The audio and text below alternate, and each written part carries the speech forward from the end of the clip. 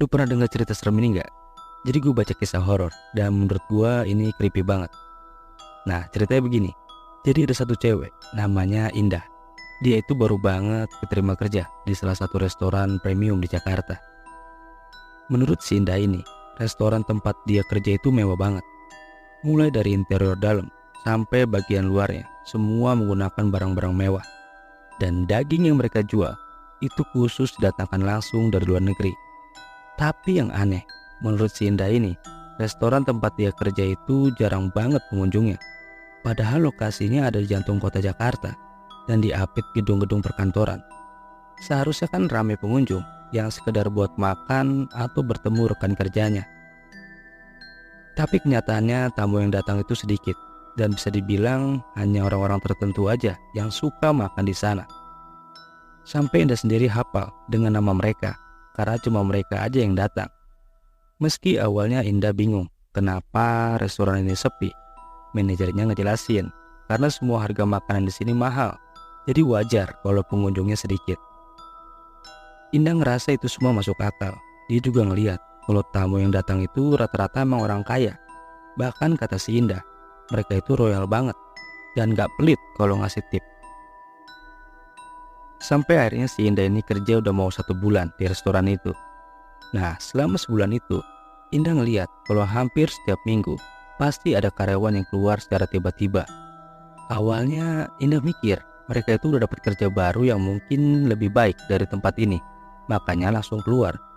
Tapi setelah dipikir-pikir lagi, kerja di sini itu kan enak, gak banyak kerjaan dan gajinya UMR lagi. Jadi lumayan lah buat Indah yang baru lulus SMA. Di sini Indah nggak ambil pusing tuh tentang kejadian keluarnya teman-temannya itu. Toh akibat kejadian itu, dia sama satu teman kosannya langsung jadi senior di sana. Nah, teman satu kosnya Indah itu namanya Anggi. Jadi sekarang karyawan restoran tinggal Indah, Anggi, ditambah 10 karyawan baru. Nah, berhubung tinggal mereka berdua yang senior, dibagilah 10 anak baru ini sama mereka berdua buat ngedampingin. Kata Indah, 10 anak baru ini kelihatan ceria dan senang banget karena bisa kerja di restoran mewah. Padahal mereka bilang gak pernah ada pengalaman sama sekali.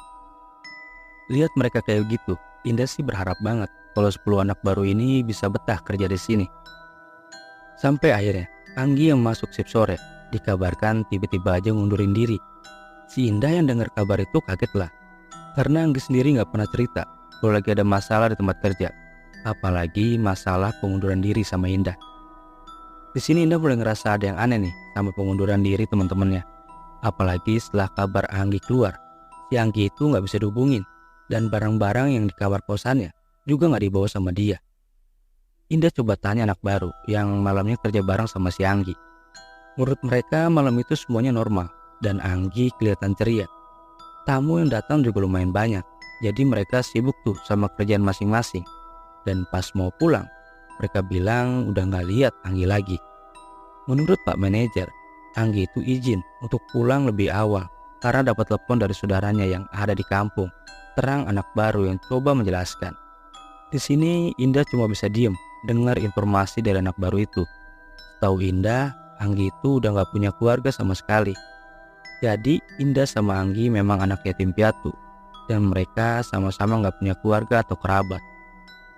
Indah dalam kondisi bingung ngelihat si bos datang dari pintu utama. Lagi bawa banyak banget bahan-bahan makanan dan minuman. Indah yang lihat kan langsung ikut tuh bantuin si bos buat bawa semua bahan itu ke dapur. Di sini si bos bilang kalau 3 hari lagi mau ada acara. Mungkin ada sekitar 50 orang tamu yang akan datang. Nah, berhubung Anggi keluar, Indah diminta untuk lembur ngedampingin anak baru yang sebelumnya satu shift sama Anggi.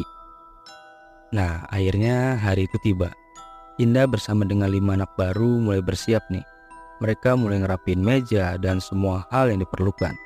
Dan sesuai jadwal, para tamu mulai datang nih tepat jam 10 malam.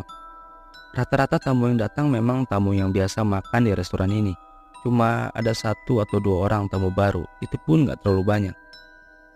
5 anak baru ini terlihat senang nih melihat jajaran mobil mewah terparkir rapi di depan resto. Mereka mulai ngebayangin berapa uang tip yang dapat mereka terima malam ini. Menurut Anggi sih itu lumrah, karena acara seperti ini cuma ada 1 kali dalam 1 bulan. Indah juga nyeritain waktu awal dia kerja ketika ada acara seperti ini. Dia ngedapetin uang tip sebanyak 1 bulan gaji hanya dalam 1 malam. Setelah semua tamu udah datang, Indah dengan yang lain mulai sibuk ngelayanin. Bahkan Indah bisa berbaur dengan para tamu yang kerap dia temui setiap hari. Mereka nampak bahagia dan terus tertawa bersama dengan si bos. Bahkan setiap hidangan yang kami suguhkan pasti habis mereka makan. Dan tanpa terasa jam udah mulai nunjukin jam 12 malam. Dan artinya acara akan segera selesai. "Indah, para tamu minta hidangan daging lagi," teriak bos kepada Indah. Di sini Indah mulai kelihatan gugup nih, karena hidangan memang sudah diberikan semua kepada tamu. Dengan cepat Indah menghampiri Koki di dapur dan mau nanya apa masih ada hidangan lain. Tapi si Koki ngomong kalau semua daging yang dibawa si bos kemarin itu sudah habis. Indah kan gugup ya, mulai menghampiri si bos dan mengatakan bahwa dagingnya udah habis dan harus beli dulu. Di sini si bos cuma tersenyum dan ngomong, "Gak usah beli, ambil aja di gudang belakang, ini kuncinya," ucap si bos sambil melempar kunci kecil kepada Indah. Di sini Indah bingung, soalnya selama kerja dia nggak pernah tahu tuh kalau ada gudang belakang di restoran. Indah yang megang kunci akhirnya ditemani manajer buat ambil stok daging di gudang. Baru aja mau buka pintu gudang, bau busuk tercium kuat banget. Dan pas ketika pintu kebuka, lo tahu apa yang dilihat si Indah? Ceceran kepala terlihat di atas meja dengan darah yang mulai mengering. Lo tahu kepala siapa itu? Itu kepala karyawan yang sebelumnya ngundurin diri, termasuk kepala milik Anggi. Indah terdiam, ketakutan lihat kepala sahabat yang udah jadi mayat. Jadi mereka itu gak pernah ngundurin diri, tapi dibunuh. Dan selama ini daging yang mereka jual dan mereka makan pas istirahat itu daging teman mereka sendiri. Ini juga jadi alasan kenapa harga daging di restoran ini mahal. Ternyata itu daging manusia. Suasana hening mencekam ini tiba-tiba berubah ketika suara si bos terdengar. "Oh, dagingnya sisa kepala doang.